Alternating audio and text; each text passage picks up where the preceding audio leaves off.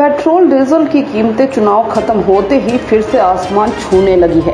प्रदेश के साथ साथ सोलन में भी पेट्रोल 99.77 प्रति लीटर हो गया है। ये कीमतें हफ्ते में 7वीं बार बढ़ी है। पेट्रोल की कीमत में मंगलवार को 80 पैसे प्रति लीटर की बढ़ोतरी हुई है और डीजल की कीमत में 70 पैसे की बढ़ोतरी दर्ज की गई है। अब तक पेट्रोल डीजल 4.80 रुपये लीटर महंगा हो चुका है। वहीं चौतरफा बढ़ती महंगाई से अब लोग भी परेशान हो चुके हैं।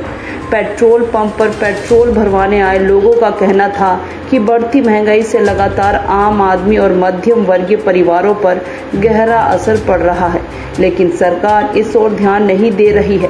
लोगों का कहना है कि पेट्रोल डीजल के दाम बढ़ने से अब उन्हें ऐसा लगता है कि उन्हें साइकिल की सवारी करनी पड़ेगी। लोगों ने कहा कि पेट्रोल डीजल के दामों में बढ़ोतरी के साथ साथ गैस सिलेंडर के दाम भी बढ़ गए हैं, जिससे गृहिणियों को भी घर चलाना मुश्किल हो चुका है।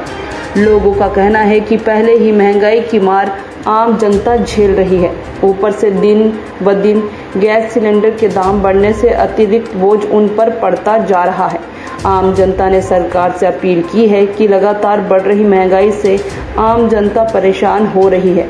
ऐसे में गैस सिलेंडर के दामों के साथ साथ पेट्रोल डीजल के दामों को भी कम करने पर विचार किया जाए। We are shocked. हमें बहुत तकलीफ हो रही है और एक्चुअली मैं तो चलो थोड़ा बहुत कर लूँगा अफोर्ड, बाकी गरीब जनता का तो सत्यानाश हो गया यार। बहुत बुरी हालत है। इवन मेरे तो वाइफ भी काम करती है, मैं खुद, मेरे पास फैक्ट्री भी है, सब कुछ है, पर इवन देन पैसे नहीं है हाथ में। टू बी वेरी फ्रैंक, ये तो मैं ज़बरदस्ती आ जाता हूँ इनके पास तेल तुल, अदरवाइज बहुत डिफ़िकल्ट है, रियली डिफ़िकल्ट है। ये तो गवर्नमेंट के ऊपर है, ज़बरदस्ती के बढ़ा रहे हैं। सारी दुनिया में तो नहीं बढ़ रहे, सिर्फ हिंदुस्तान में ही बढ़ रहे हैं। वाई कितना हुआ सर? 6-7 साल हो गए, उसके ऊपर भी कई साल हो गए, 2-3 साल और हो गए।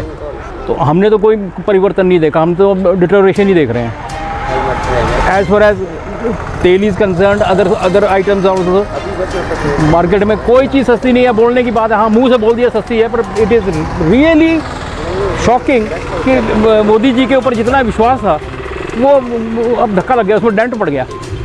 टू बी वेरी फ्रैंक, देखो मैं I am a common man, मेरे पास ये नहीं है कि भाई खजाने लगे हुए हैं, ऐसा कुछ नहीं है। हर कोई कमाता है, खाता है, पीता है, लेकिन उसमें भी इनकम टैक्स है, सेल टैक्स है, वैट है, लेना है, देना है। उसके बाद बचता क्या है?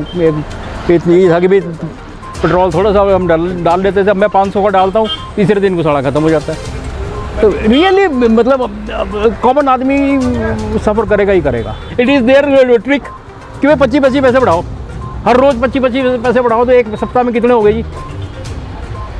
फिर वही कंटिन्यू कर रहे हैं वो आगे। तो इट इज़ रियली डिफ़िकल्ट। आम जनता अब शायद या तो आदी हो गई है, या फिर वही लोग जानते हैं जिन पे आज की डेट में ये चीज़ बीत रही है। जहां हम कहीं 500 रुपये का तेल डालते थे, आज एक जो समाज का एक आदमी है, जो एक मध्यवर्गीय का आदमी है, तो वो 100 रुपये का तेल डाल रहा है।